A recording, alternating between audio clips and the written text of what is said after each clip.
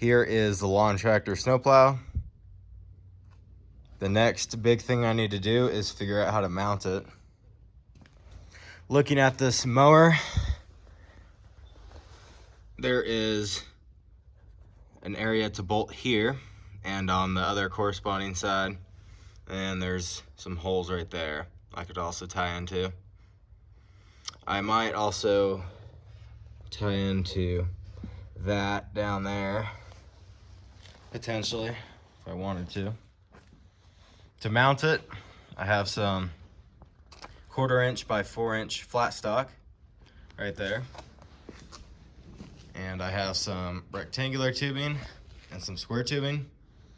So I think that should work fairly well to make something to mount it. Make a mounting bracket for it. So just got to do some figuring out. This is probably one of the hardest parts of doing this. The plow wasn't that hard to make, but trying to figure out how everything works and how it goes up and down and all that, that's going to be the most challenging part of this whole thing. Here's the bracket in there. I ended up welding it fully. I decided that that would be stronger than just bolting it. So it's a permanent thing now, and the snowplow is just gonna bolt to it, and that's how it will be removable. But it doesn't look too bad. Looks like a nice little bumper for this thing, I guess. The one downside is the exhaust exits right here, so there's not much room for that. And either I'd have to have this thing lower or stick out further, but I didn't want that. So I don't think it should interfere with anything. There's some space in between, but the hood opens still.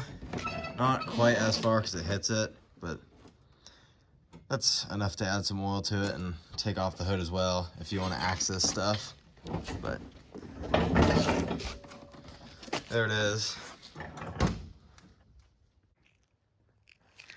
Here's in detail how this bracket attaches. It's just welded to the frame here. There were the back 2 holes. There are 2 holes up here, and it just goes over it. And I decided to weld all the seams around it. And when the weight pushes in, it's just gonna try to make the bracket go like that. But it's all connected together. And up against this tube right here, which has some pretty good structure to it. So I don't think anything would bend at all. It feels really sturdy, strong. So yeah.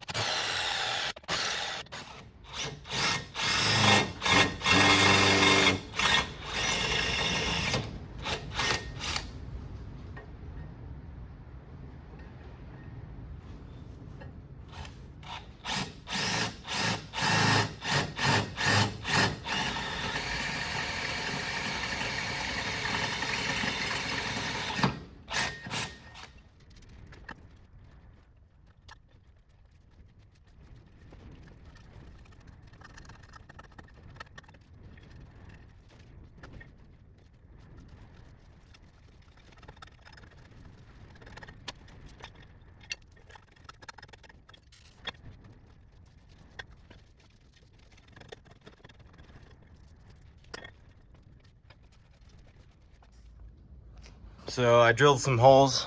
This is gonna be the bracket that mounts everything, since this whole thing is gonna be removable.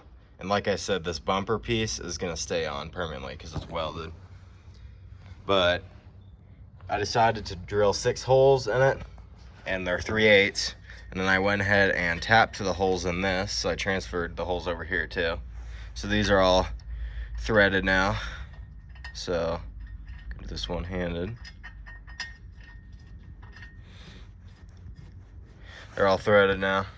So that's gonna bolt to it and then work on everything else.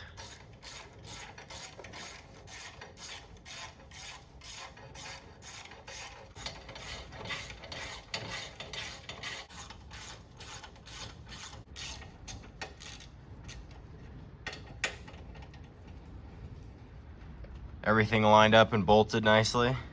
So it's bolted on. Off camera, I made this piece. I just 45'd the ends and everything, so it looks nice. And it's gonna be in here. So I'm just gonna weld it like that. And then that should provide enough stick out to have my arm that will pivot and move. And yep, so that's the idea. It's just this piece that's gonna be removable, and then the bumper is gonna stay on, or the bracket, like I said. But I think it should all work out pretty good. Little update here. I was thinking about what I'm gonna use for the arm, and I think I'm gonna use a small piece of this over the square tubing, just because the square tubing is thinner, plus it's not as wide as this. So for the pivot part, when I have this in here, I couldn't have it just a flat end like that, or else it wouldn't really move. So I drilled some 1/2-inch holes, and then I cut some of the rectangular tube out, and now I'm boxing it in like this, so it'll be able to not interfere with anything. So that's what I'm doing right now. And this is kind of the idea. Like I was saying, if it was flat up against, you couldn't turn it, but since I angled it and cut off each side, it should work better. Welded up now. Just need to grind it down and continue to work on it. Turned out pretty good.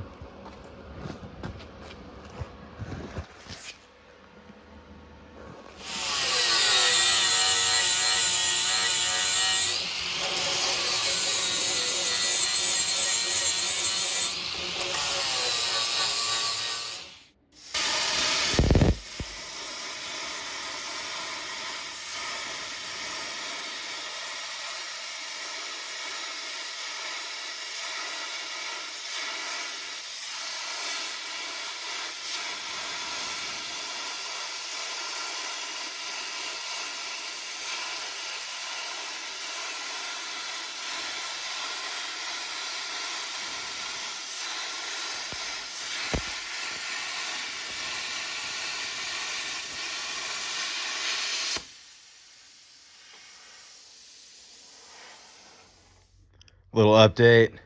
I plasma cut these pieces out of that plate I have. So here's one, here's the top, here's the bottom.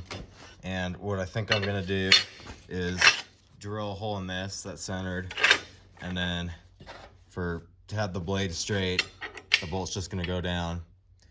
And then to angle it, I'm just gonna drill 2 other holes in both these plates. So it's just gonna have another pin that goes down through each of these. So it's gonna have a center one to make the blade straight, and then it's gonna move over here if you wanna angle it this way or this way. And so far, everything is looking good with how I went about this rectangular tube. Nothing interferes when I turn this, so that's good. Have the bracket. So yep, that's the idea anyway, so far. And actually, surprisingly, I'm just using a cordless drill on all these holes. Normally I'd use the drill press, but these cobalt bits, I really like these. So yep, I'm getting these plates drilled. What I did was, with the bolts in it, I rotated it until I thought that angle looked okay. And then I took this tool I made a long time ago when I was building that go-kart, actually, to figure out angles. Put up against here, move it until it looks like the same angle, and then come over here to the plow and move it accordingly. And I don't want it super steep, but I think I got a okay angle on it for both ways. So I just clamped it with a C-clamp and then used the drill bit and started drilling through the other side to make a mark and then transfer it over. So I have both these marks transferred on both plates, but now I need to get the other side. So I think the easiest thing to do is just flip it like that, line all those holes up, and then right there, that should be this hole theoretically. Here's both plates done. This one's the bottom one, this one's the top one. Take the pin out, and all these holes line up. So tilt to that side and to this side, and then drop your pin down. And yeah, another update. Here is the arm. I cut it and I capped off this end. So hole there, holes here on each side, and rounded all the edges for these plates so they work now. And I cut out the pieces that will go here and here, and I'm just trying to make them even. As you can see, I haven't painted the vise yet, but it does work very well, in case anyone's wondering. So just getting that all prepped, and then start mounting it onto here.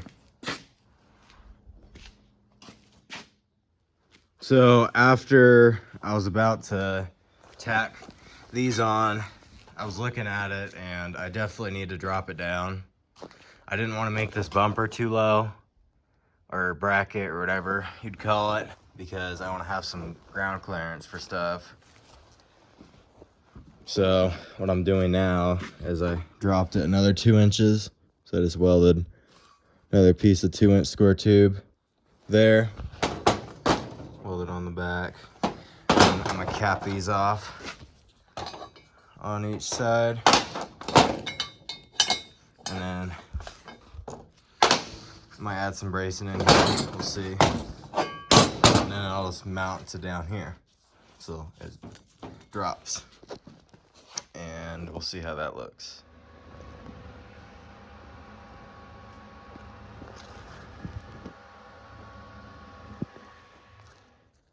All right, here's what we got going on so far. Everything comes together. This moves pretty smoothly. And obviously I'm gonna have this bottom plate still, but nothing interferes even when you turn this like that. Still good, which is what I wanted. But yeah, looks pretty good, I think. So yep, here's where I'm at. I got this 5-inch piece of plate I'm welding on here.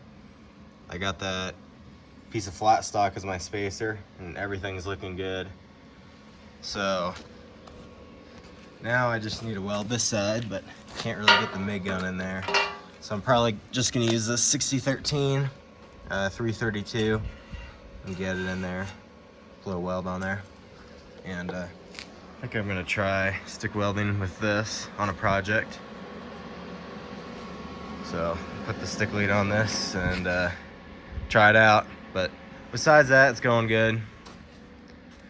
I feel like before I was recording too much and I don't want it to get boring. So this part's just more updates than actually working. But I'll put a little bit of welding and stuff in there to make this part still good.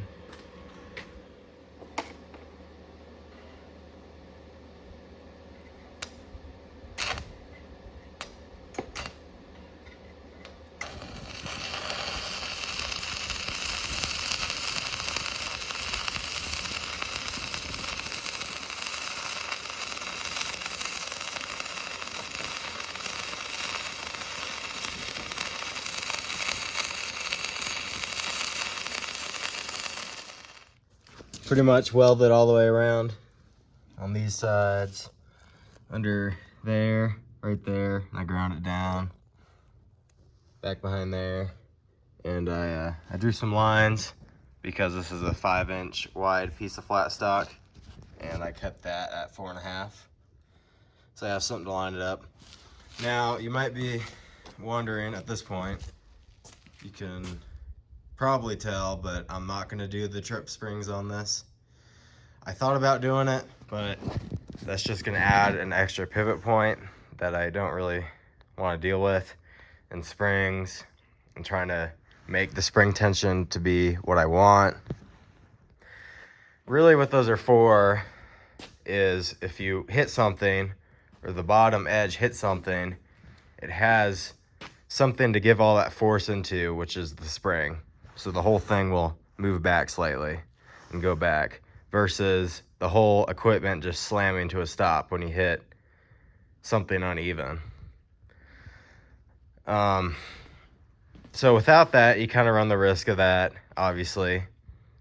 But what I'm thinking that I'm probably gonna do is when this blade is up, first of all, this arm is gonna be loose, so the whole blade can pick itself up if it needs to.